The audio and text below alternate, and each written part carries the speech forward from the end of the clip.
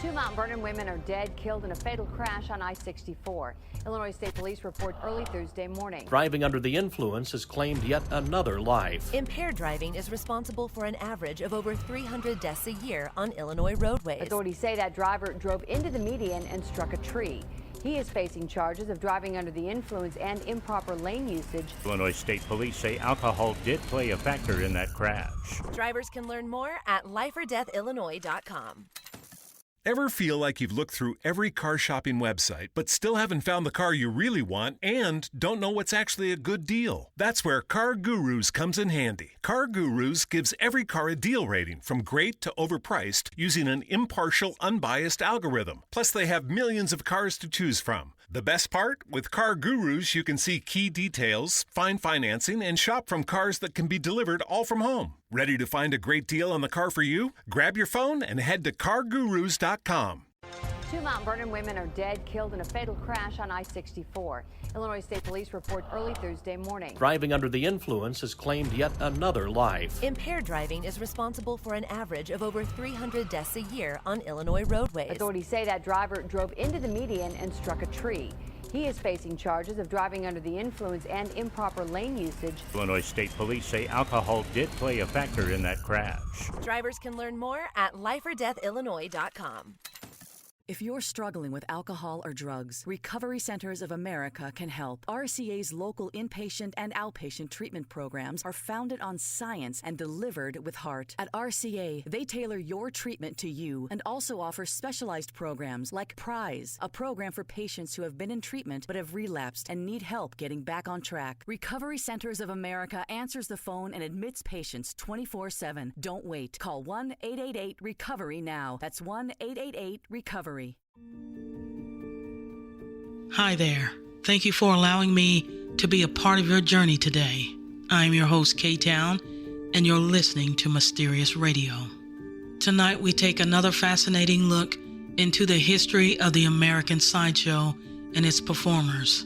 Learn what's real, what's fake, and what's downright bizarre. American Sideshow chronicles the lives of truly amazing performers, examining these brave and extraordinary curiosities not just as sideshow performers, but as people, delving into the lives they led and the ways they were able to triumph over and even benefit from their abnormalities. American Sideshow discusses the rise and fall of the original sideshows and their subsequent replacement by today's self-made freaks. With the progress of modern medicine, technological advancements, and the wonderful world of body modification, abnormalities are being overcome, treated, and even prevented. These fascinating personalities are celebrated through intimate biographies, paired with stunning photographs. Approximately 200 performers from the past 160 years are featured, giving readers a comprehensive and sometimes astonishing look into the history of the American Sideshow. And you can get the book American Sideshow on Amazon in Kindle, hardcover, and paperback. And now, here's my special guest, Mark Hartzman.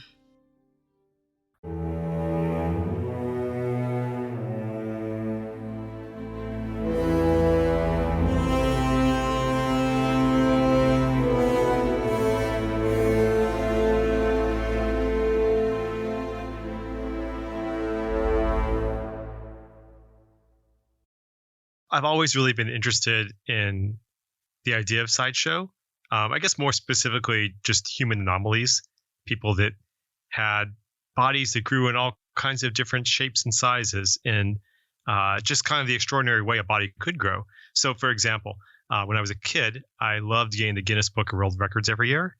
And these were back in the days when it was a small, sort of thick black and white book. And it had a human anomalies section up front, like the human body was, I think, the first section. And they always had pictures every year of the world's tallest man, who was Robert Wadlow, 8'11.5" tall. And I was just amazed looking at these pictures of this guy. I mean, it's just extraordinary. I mean, no one's been close to that height. The tallest man on earth right now, I believe, is 8'4". And that's pretty tall. I've actually met him, and he's huge. 8'11.5" is, that's a lot taller. So I was just always amazed by that. And the other people in that section as well, the guy with the really long curly fingernails, the little people, the world's fattest twins, like all these different human anomalies. And I was just fascinated by it. So between that and then Ripley's Believe It or Not, watching a lot of that when I was a kid, and watching The Elephant Man when I was probably a little bit too young, the David Lynch film, really stuck in my brain. So I've always kind of had this fascination with these oddities. And that kind of led up to, that kind of stayed with me over the years. And then in college, I started a magazine. It's called Backwash. And as I was working on that, once I graduated, I started expanding what I was writing about, which was mostly pop culture type stuff, music, etc. And I met a guy in New York City who's a sword swallower named Johnny Fox, who owned a place called the Freakatorium. And it was a small sort of sideshow museum with all kinds of amazing things in it.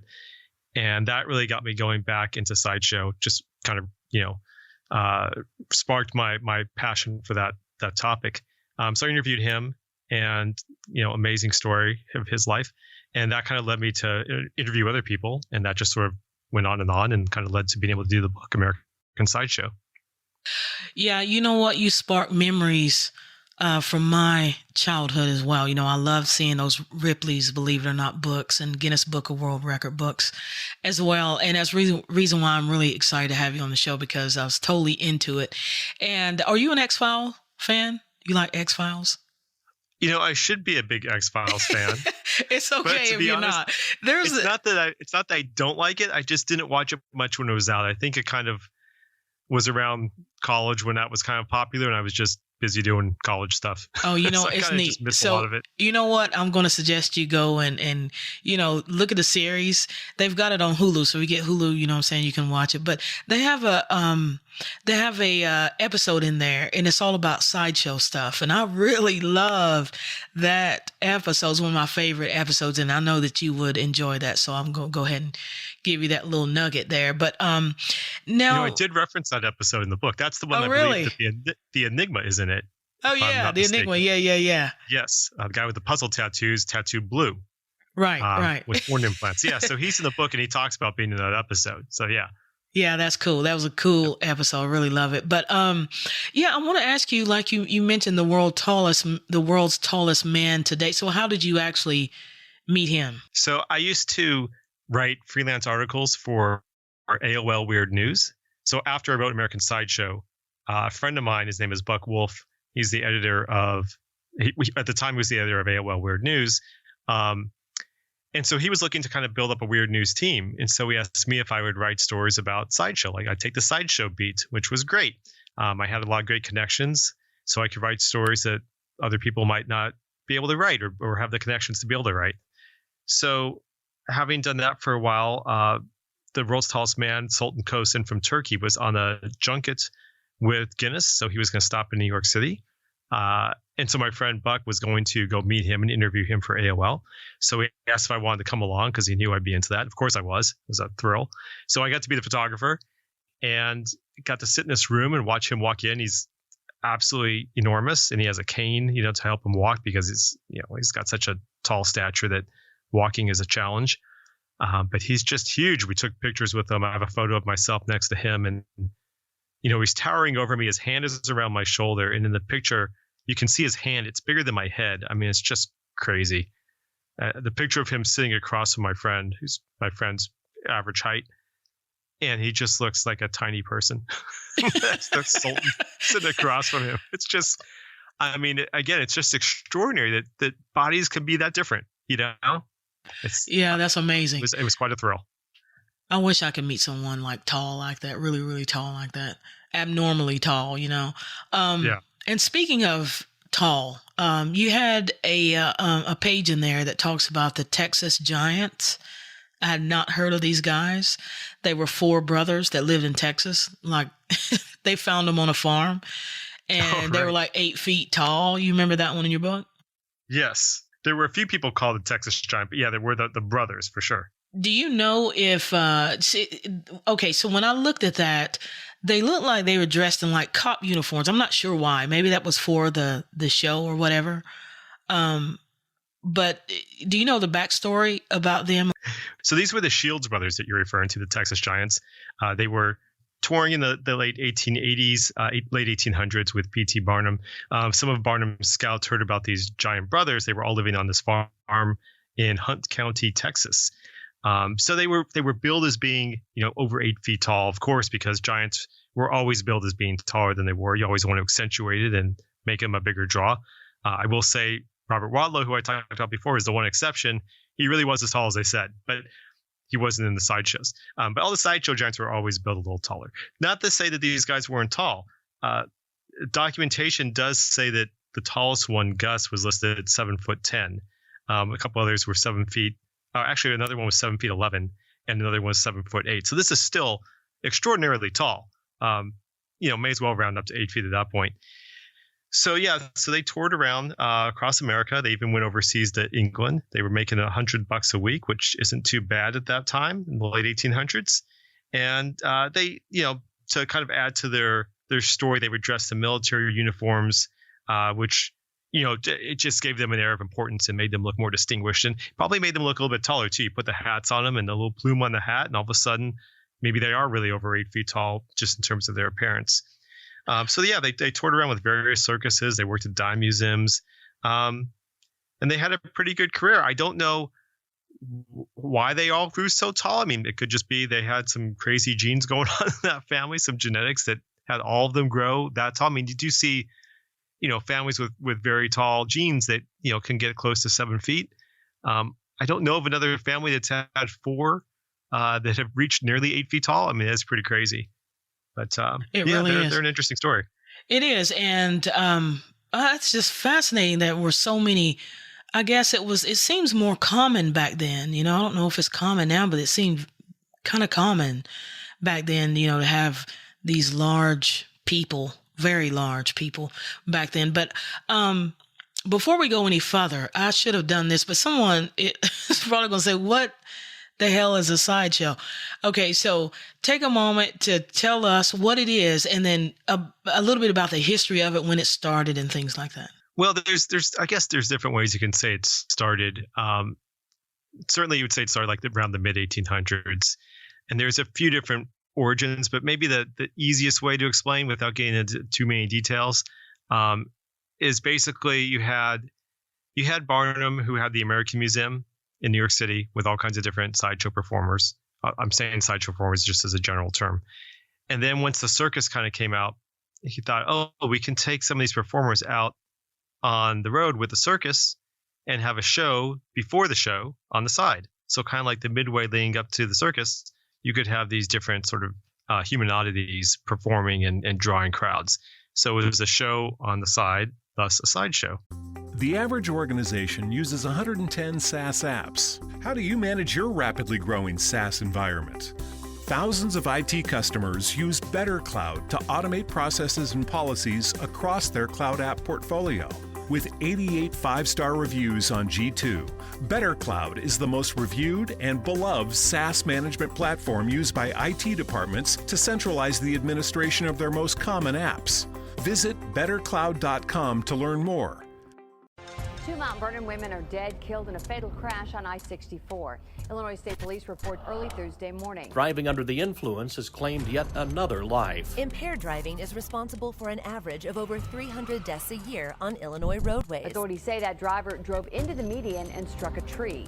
He is facing charges of driving under the influence and improper lane usage. Illinois State Police say alcohol did play a factor in that crash. Drivers can learn more at lifeordeathillinois.com. Okay, confession time. I just finished back-to-school shopping. Nothing like the last minute, huh? Kohl's to the rescue. I got 25% off a JanSport backpack for my son, $17.99 So Jeans for my daughter, and 50% off Levi's for both kids. Levi's, can you believe it? I even got $10 off because I spent $25 and picked up Kohl's cash. So, yeah, sometimes procrastination pays off. Select styles. 10 off 25 offer in September 6th. Levi's coupons do not apply. Some exclusions apply. See store or Kohl's.com for details. And so P.T. Barnum, you said Barnum, but someone may not know what Barnum, but you mean P.T. Barnum, P.T. right? Barnum, yes, exactly. So P.T. Barnum's, probably the most famous showman ever. He's the guy who made Tom Thumb a household name.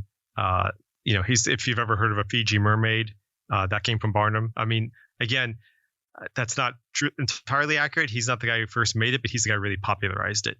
That's why I said that, the origin of Sideshow would go a little bit deeper than what I just described, but Barnum is really the guy that kind of, brought it to the forefront and really, popularized it across America. Got you.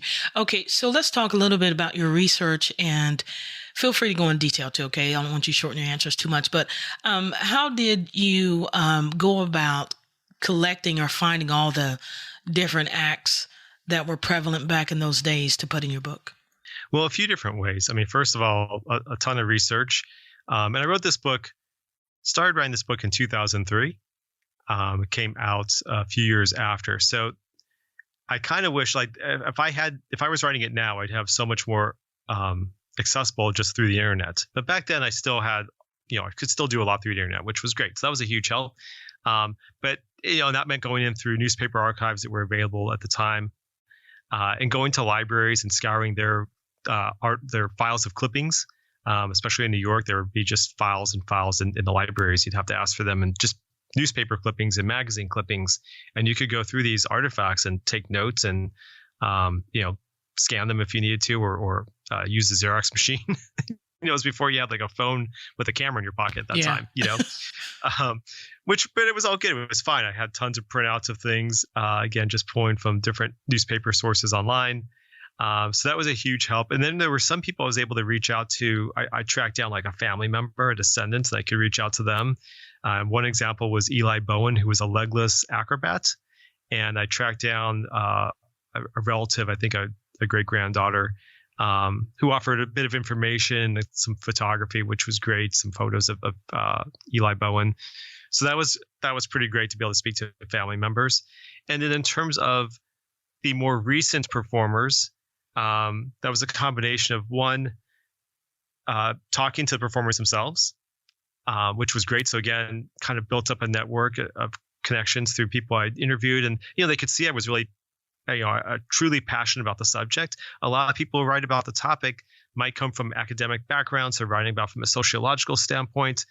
They're not necessarily really into the art of the sideshow. They just want to write about maybe what's wrong with the sideshow or these kinds of different aspects. I was writing about more of passion and just trying to talk about the triumph that these people had in their lives and how they overcame what they were born with and found ways to make a living and find love and find friends. And, and certainly in cases where there's exploitation, I would talk about that as well. But for the most part, I was trying to celebrate these people's lives. And so people were happy to talk to me. They would refer me to other people. So that was very helpful. And then I had another great opportunity to speak to a couple of showmen who were both at the time, I believe, were in about their late 70s. One of them was Ward Hall, and the other one is Bobby Reynolds. Ward Hall sadly passed away a few years ago. I believe he was early 90s, if I remember correctly. And this guy worked with pretty much everybody. So did Bobby Reynolds. They both worked with pretty much everyone from the 50s on. So they had tons of stories, and they would just share these stories with us. It was incredible. And I went to Gibsonton, Florida I went to Gibsonton, Florida to talk to Ward Hall. Gibsonton, Florida, that's another story we can get to in more detail if you like. But that's basically where sideshow freaks would winter in like the 40s, 50s, 60s. The community kind of started to fade away a little bit as time went on, but there were still some performers down there. So I went down there. He took us through, his archives, shared plenty of stories with us, just recorded everything he had to say, absorbed it all. It was just, a real thrill to meet with him. He's so generous with his time and stories. Bobby Reynolds is out in California. We went out and visited him. When I say we, my wife and I went out to visit him. And he was also just amazing with all his stories and his adventures, people he knew talking about their stories. I remember at one point he had to go pick up his wife at the hair salon. He said, "Here's a box of stuff. Just go through it, scan whatever you want." We literally brought like a scanner with us to plug into our laptop. And we could just scan photos he had or whatever kind of ephemera he had in this giant box of memories, things he'd collected over the years. So that was just amazing. So all those were ways that were very helpful in the research. That sounds like this would be a great documentary. Really, I'd love to see it. Okay, so you mentioned a couple of things that I want to go back to. Okay, you mentioned recent performers that you chatted with? I mean, how recent? Oh, these were people performing, I mean, at the time up to 2004, 2005. Really? Most of whom I believe are still performing. With whom? Who were they performing with, and where? So for example, like the Coney Island Sideshows by the seashore. That cast has changed over the years, but the sideshow is still there, still run by Dick Zigan, who's been doing it since the 80s. So that's still going strong. And then there were people who had their own shows. They would just tour on their own. And other people who belong to other traveling shows. There's still traveling shows out there.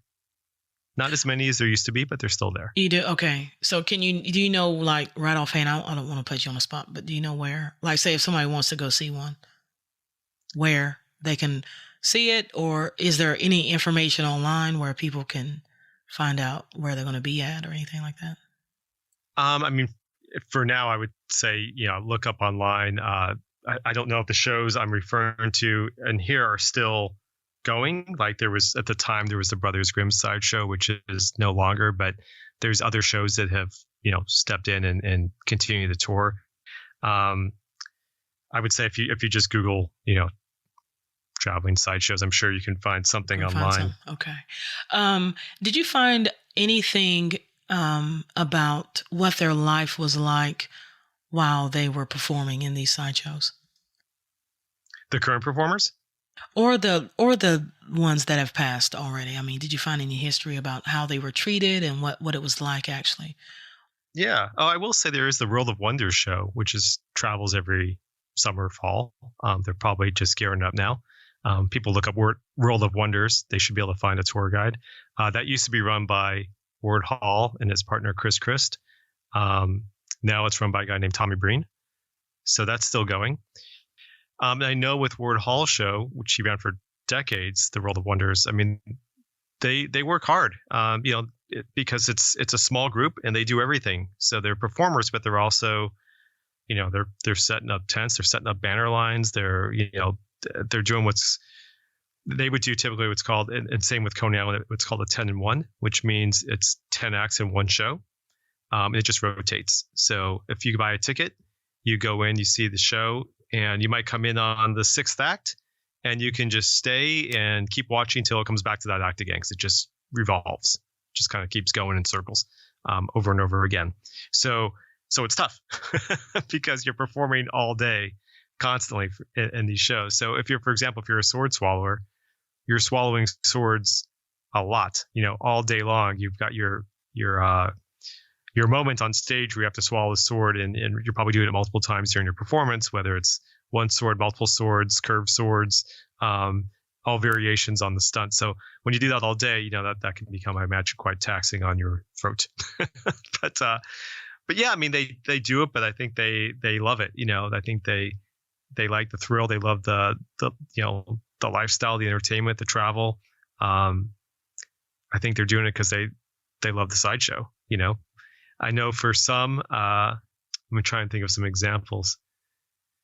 So there was a guy who I met in Gibsonton with Ward Hall, came over to his house. His name was Bruce Snowden. He's since passed away. I actually wrote about his passing for AOL Weird News when that happened. But he was billed as the world's heaviest man, billed around 600 pounds, 600 or 700 pounds.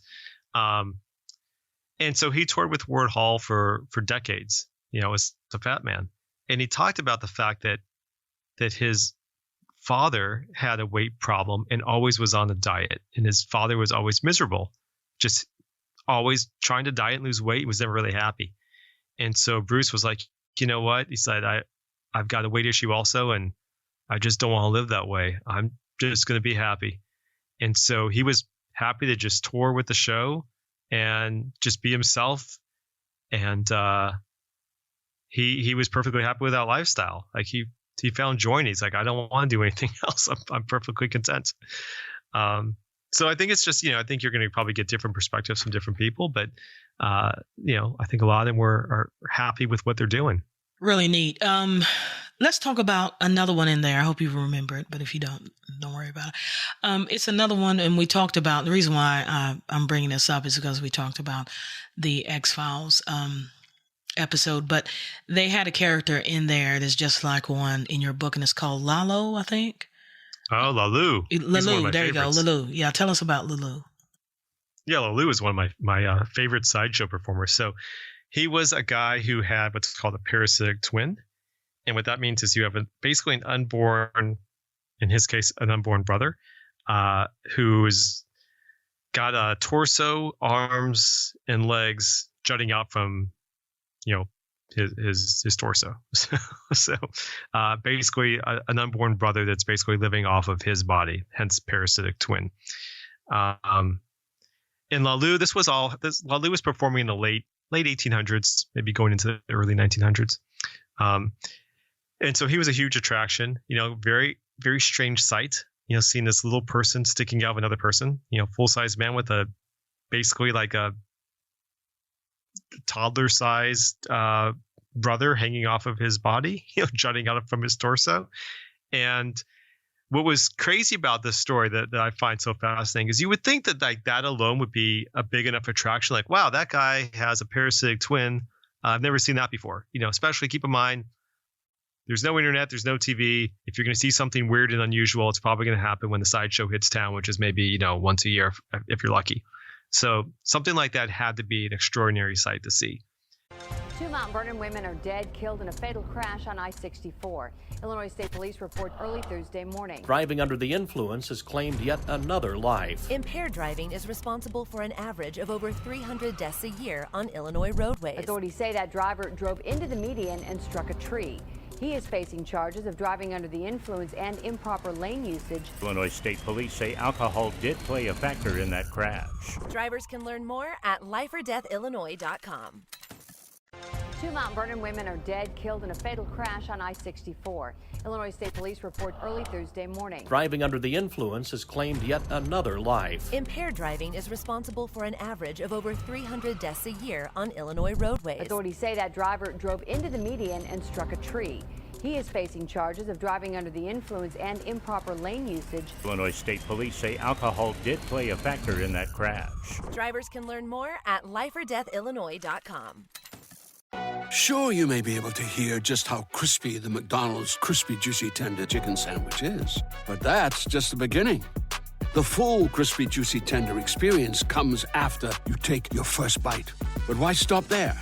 Order ahead on the app and get medium fries and soft drink for free. Now that's a deal that tastes even better than it sounds. Valid 8:30 to 9:19, 10:11 to 10:31, and 11:22 to 12:21. Valid one time per week. McDonald's app download and registration required. But Showman decided that they would take it up a notch and make it even more amazing. So Lalu was billed as being Lalu and his parasitic sister. So they dressed up the brother like a girl, and they said he had a sister hanging off of him, which just makes it even crazier. It really, to me, seems like, wasn't it crazy enough? You had to go and dress it like a girl, make it even crazier. That a boy had a girl sticking off of him. It was no head, nature, right? It was just doesn't limbs. actually do that. Was it just a limb sticking out, or was there a face? No head. No head. No head. But the torso, the limbs, it had a functioning penis. So we had to contend with that. So, the body was functioning. Oh, wow. Yeah, very unusual case. That's crazy. Okay, so there's another one too I want to talk about, and it's it's on that same page. It's like Cairo or something like that. It says the missing link, Darwin's missing link, something like that. Yeah, Crow. Yeah, there you go. See, I don't know how to pronounce this stuff. Yes. So Crow, like you said, billed as Darwin's missing link. They always had to have some kind of catchy name, and she was performing in the late 1800s as well. So not long after Darwin, came out with his Origin of Species. So capitalizing on some Darwinism, and so she was covered in hair from head to foot. That would be a condition called hypertrichosis, where you're just born with hair covering your entire body. Supposedly, she was born in Thailand, at that time known as Siam. Was brought over to Europe and then later to America. Traveled all over the place. Dime museums, Ringling Brothers and Barnum and Bailey Circus, and she was just one of these people who, again, having hair all over your body. I mean, you have bearded women that were an attraction, but she kind of hypertrichosis takes it even a little bit further. You know, that you got your arms are covered in hair. I mean, your whole face is covered in hair.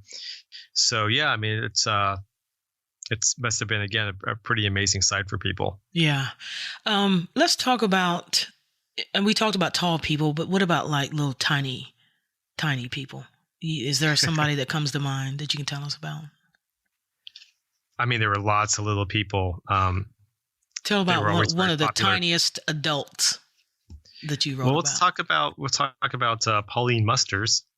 So people probably familiar with Tom Thumb. That story is pretty popular. Pauline Musters is a little less known, I would say. So Guinness has basically given her the honor of being the shortest mature female ever recorded. Basically, she's about the size of the hardcover books that they have now. The current books. Wait a minute, how tall is that? So it's inches. That's not even a foot tall? How tall is that? She was more than that. I guess she was a little bit bigger than the book. Maybe I'm exaggerating a little too much there. Oh. I'm like a sideshow person now. She was about she was just under 2 feet. She was about 23 inches tall. Wow. Which is tiny. And when she was 9, she weighed 3 pounds, 5 ounces. Which is, I mean, just think about that for a second. That's crazy. That's insane. Maybe that's an exaggeration too, but that's what was said. Where was she born? She was born in the Netherlands. And she was born kind of a normal size. She was about 12 inches when she was born. And then she just really didn't grow. She grew barely another foot after that. So yeah, just tiny. So she was known as, she got these different names: Princess Pauline, the Lady Dot, the Midget Mite. And she was very proportional. So she just looked like a tiny, tiny little human. She weighed about just around 10 pounds or so. So again, just a tiny little person. That's unbelievable. 10 pounds? Yeah. How do you know how old she was when they found her? When they found her? Yeah, when they found her and she joined the sideshow. Yeah, some of this information is just, wasn't known, or was hard to, at least wasn't available at that time. But she only lived to be, so I said she was born in 1876, and she only lived to be 19 years old. She died in 1895. She just got ill while traveling. She had pneumonia, meningitis. She passed away in New York City. That is tiny. Truly, truly tiny. There's another one in here that is really fascinating. And I think her name is, my God, my phone. I think her name is Myrtle Corbin. Oh, yes. Another favorite. Myrtle Corbin was known as the four-legged woman.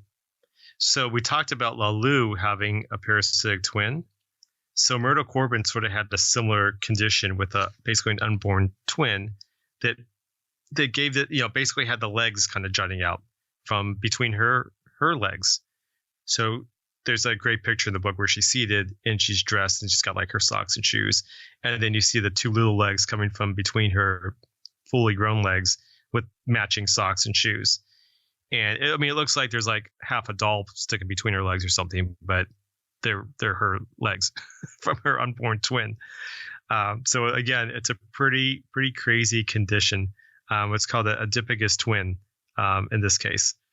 So she was another popular attraction. She worked with Barnum, P.T. Barnum, Ringling Brothers.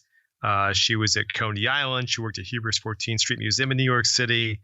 And she was very successful. She was making as much as $450 a week. That was the thing. Like these sideshow performers, we didn't say this before, but they were basically the kings of the sideshow. The freaks were the king. They made a ton of money. $450 a week in the late 1800s that's good money. It helped her support her family. They were these performers could support their parents and brothers and sisters if they needed to. So they really had a pretty good livelihood. I would like to add that Myrtle Corbin has a special place in my heart. In fact, the book is dedicated to her because I met my wife talking about her. So I had learned about her. This was before I started writing the book. And I was talking to some friends at the party about Myrtle Corbin, and this girl said, "Oh, I know about her." And I was shocked to hear that. So we started talking and hit it off, and now we're married. Well, good for you. That's awesome. That is awesome. And it does look really weird. She's sitting there and it looks like they don't look real, but they are, and it's just very strange. But the amount of money she was making back then was amazing. I mean, that's rich back then, Yeah, absolutely. Yeah, they did well. Wow. Okay, so let me ask you something. Okay, so I looked through the book and I saw like some other performers. I mean, there were many of them you mentioned. They weren't from the United States. So do you know how P.T. Barnum was tracking down these people to come join his sideshow? Well, he had scouts that would find talent and, suggest that they work for Barnum, make some money. He was touring the world as well. I mean, he traveled all over Europe with Tom Thumb, so he could be out and about himself and find talent. And then talent came to him. They knew he was the guy. So I'll give an example. One is a guy named Charles Tripp, who was an armless wonder, so born with no arms, but learned to do everything with his feet. So he was self-sufficient. He could, he could write with his toes. He could cut. He could use carving materials and carve wood with his feet. So he's a very talented guy. And he moved from Canada to New York City, just marched into the American Museum and talked to Barnum, sat in his office and said, "Look what I can do. I want to work for you." And Barnum hired him. So either Barnum would find unusual people or they would come to him. Now, another one I find very bizarre because their deformity it's just strange. I haven't seen anything like that before, but it's in your book and you, I think they were called the Bohemian Twins. Yes. The Siamese conjoined twins. Yeah. Like one looks like it's facing forward and the other one's bottom half is facing the other direction while her body's twisted around the other. It's just weird. I mean, it's totally weird. Yes, this was Rosa and Josepha Blazek. There you go. Yeah. Yeah, and basically they're attached at the lower part of the spinal column.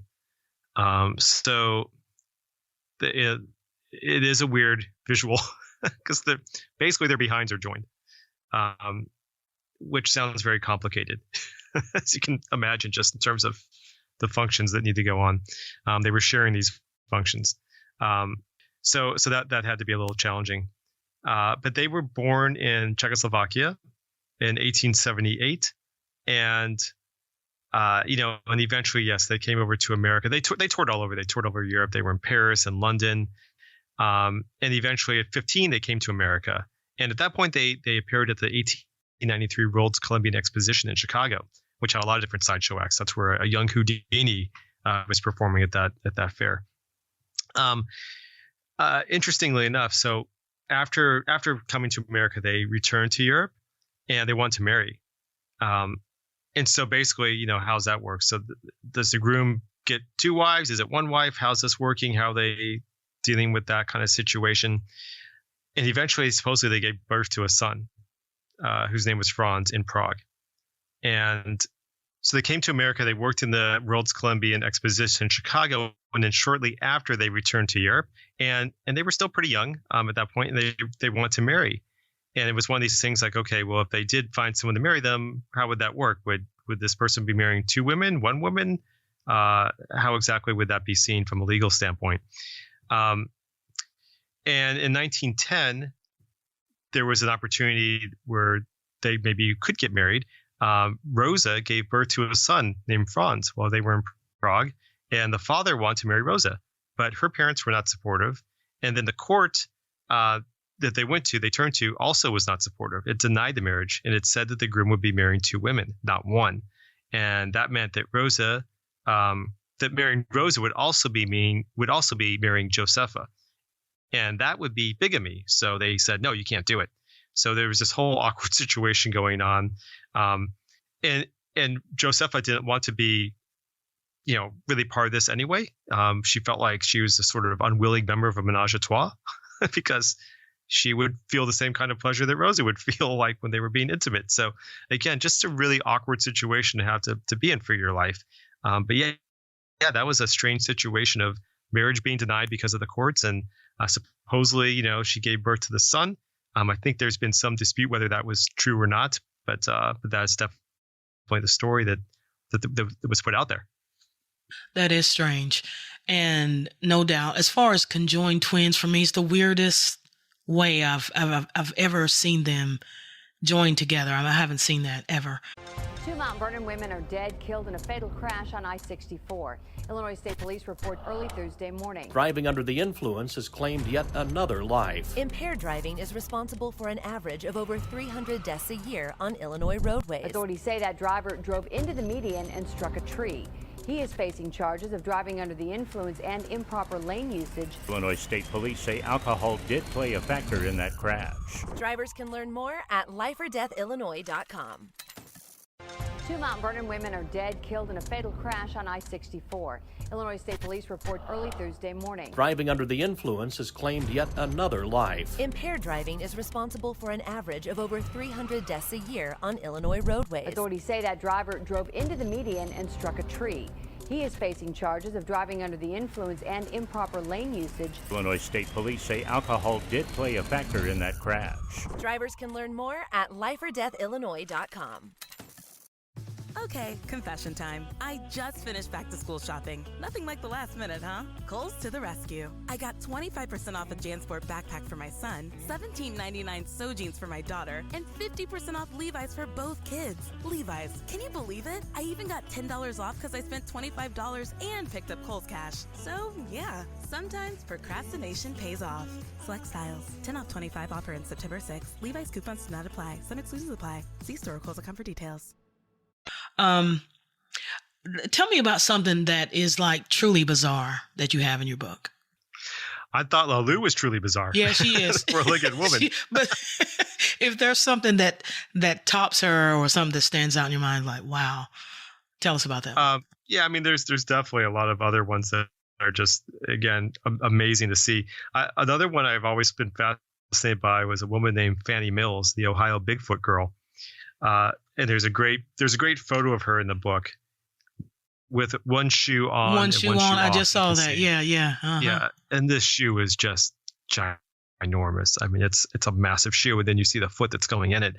And she's like a very normal sized woman, rather petite looking woman who just had this condition that made her feet and I'm sure her, lower limbs just kind of grow to an enormous size. It was called Milroy's disease, and just a completely strange disfigurement. Again, this is the late 1800s. So, keep in mind at this time, there's less medicine, less medical attention to kind of help curb some of these things or stop them before they get out of control. But she was born in England, and then the family moved to Sandusky, Ohio. That's why she was known as the Ohio Bigfoot girl. And it's the disease, from what I described, it's kind of like elephantitis. Just, again, causing the massive growth in these feet, just enlarged overlying skin, kind of had a reddish hue to it. The shoes were called a size 30. I mean, it seems even bigger than that. They were said to be made from the skins of 3 goats, just to give you, again, a sense of the size and the amount of material that was needed to make these shoes.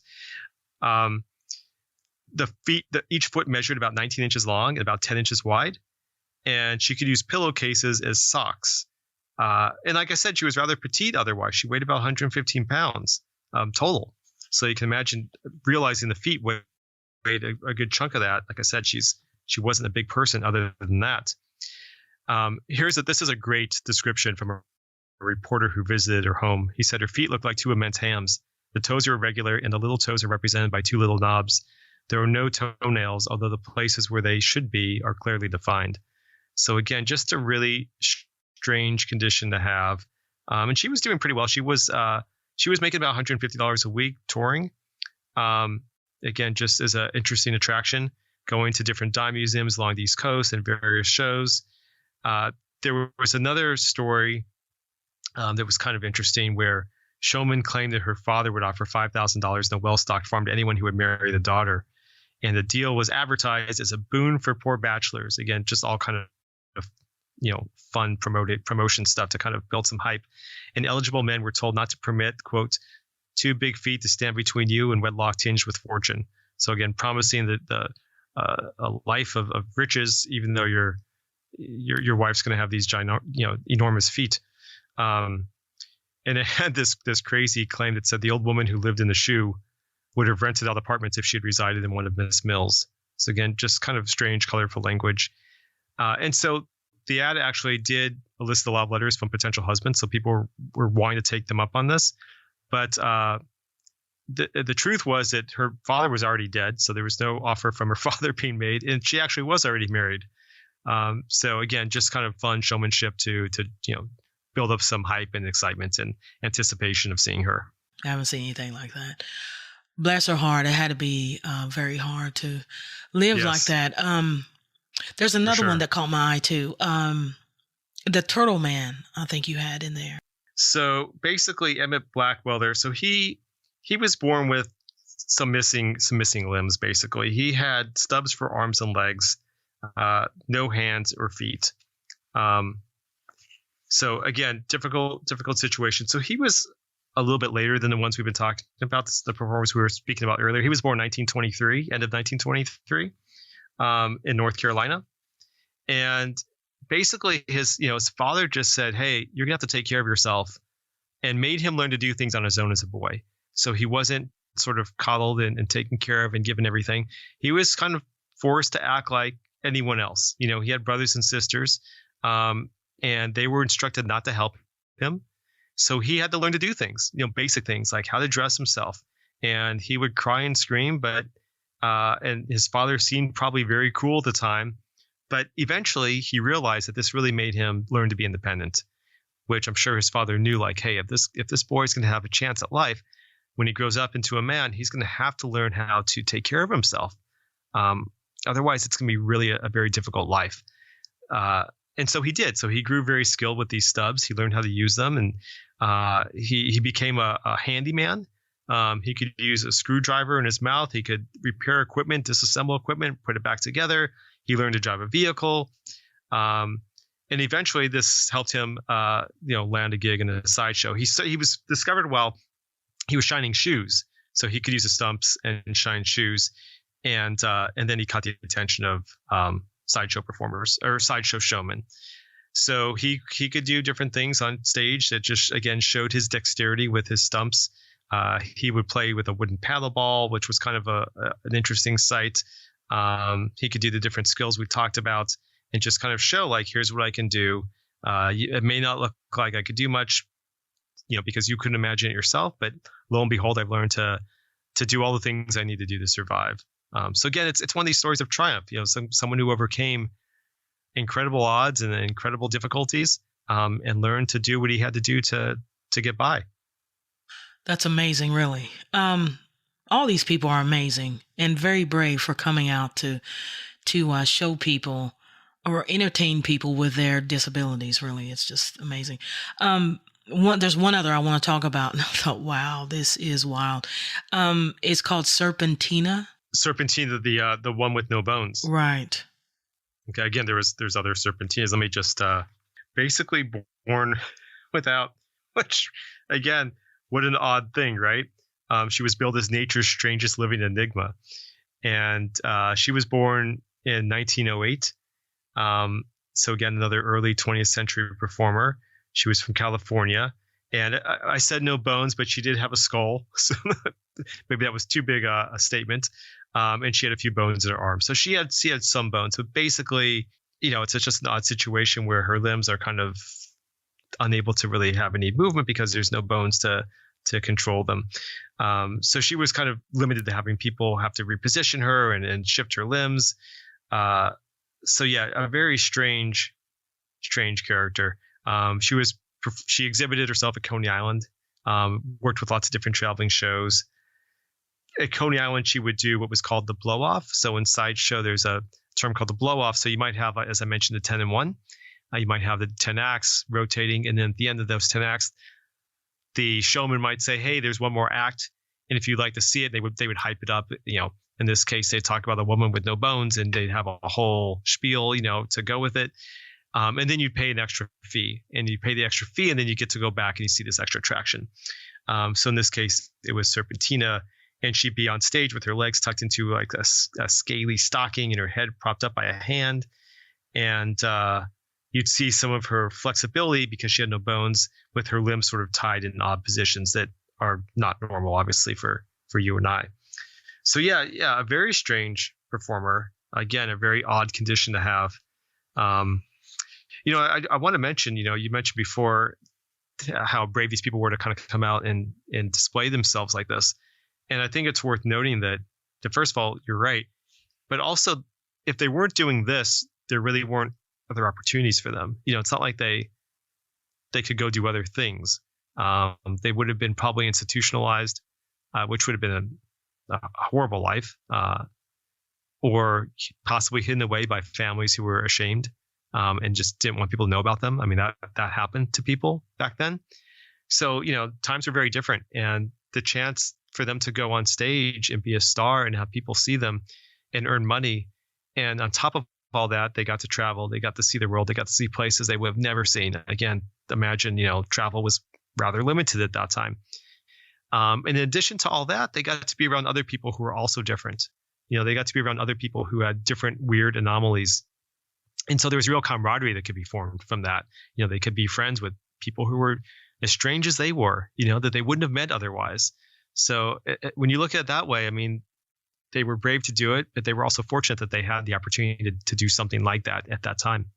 You think, you've seen it all. You're like, okay, it can't get any stranger. And then you turn the page and you see Grady Stiles, you're like, holy moly, And, I just suggest people get the book. Is just something else. The book is called American Sideshow, an encyclopedia of history's most wondrous and curiously strange performers.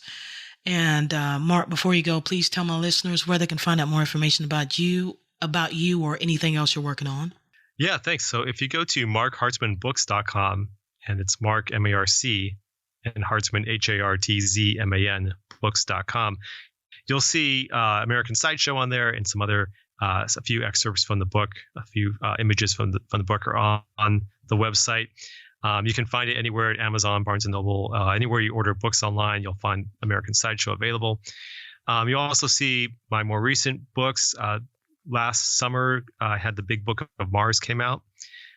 This fall, I have Chasing Ghosts coming out, which is all about spirits and the supernatural and our fascination with them. So those will be a lot of fun. The Big Book of Mars is a fascinating history of Mars through early science, pop culture, NASA lore, what's coming up, challenges we face in getting to Mars, belief in early Martians, all kinds of crazy, weird stuff.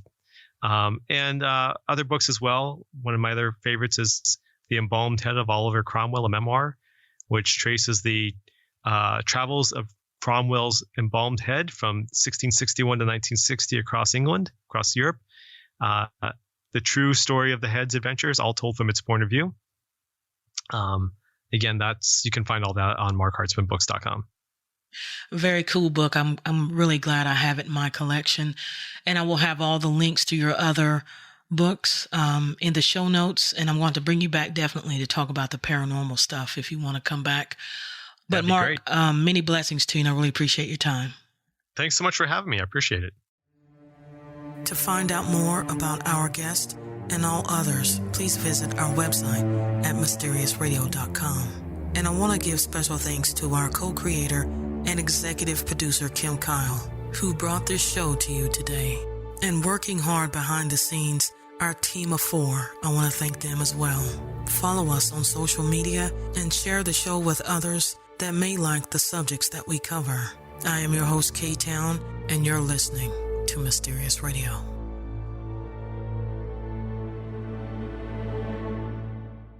Why choose Loyola University Chicago's Accelerated BSN program?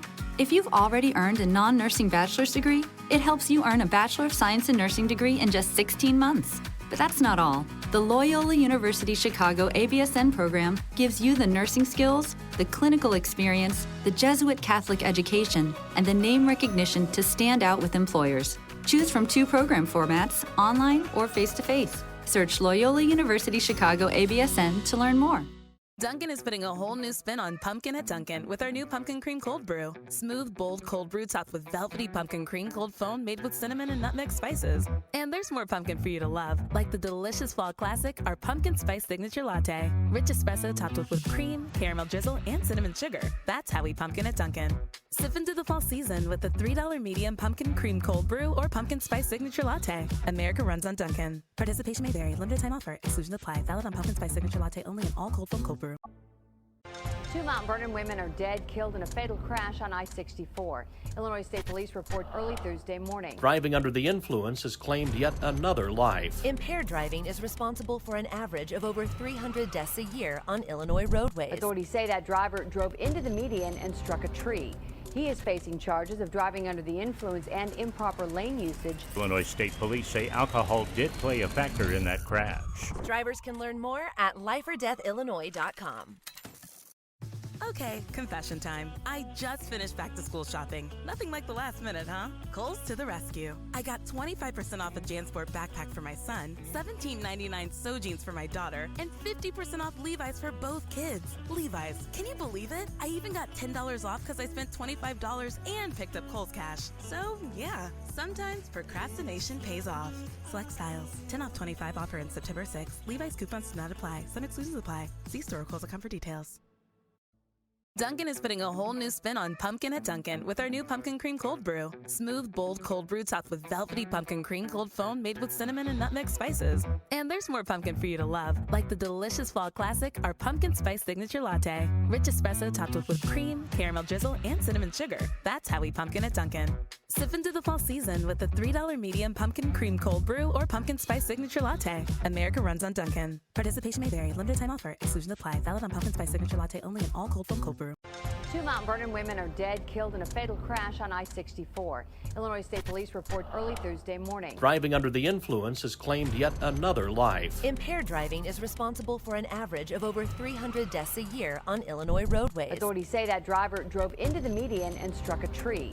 He is facing charges of driving under the influence and improper lane usage. Illinois State Police say alcohol did play a factor in that crash. Drivers can learn more at lifeordeathillinois.com.